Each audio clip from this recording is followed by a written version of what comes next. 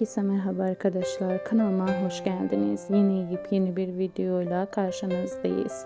Genç ve başarılı oyuncu Yağmur Yüksel sosyal medyada yepyeni görüntüler paylaştı. Yağmur Yüksel bir etkinliğe katıldı.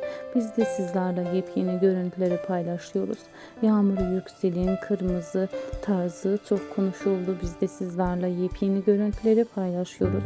Umarım videomuzu beğenirsiniz.